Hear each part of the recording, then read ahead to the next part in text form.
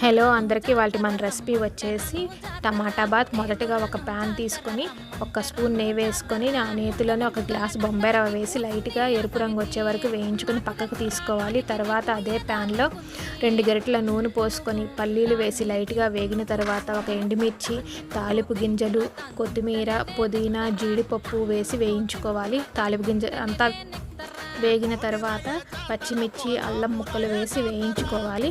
తర్వాత ఉల్లిపాయలు వేసి లైట్గా మగ్గించుకొని చిటికెడు పసుపు వేసి టమాటాలు వేసి పూర్తిగా అంతా మగ్గిన తర్వాత తగినన్ని నీళ్ళు పోసుకోవాలి. ఒక గ్లాసు బొంబాయి రవ్వకి 3.5 గ్లాసుల నీళ్లు వేసి తగినంత ఉప్పు వేసి బాగా మరిగించుకోవాలి.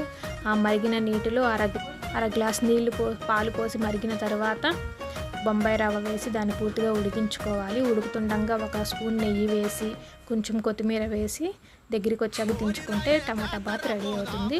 చట్నీతో చాలా టేస్ట్.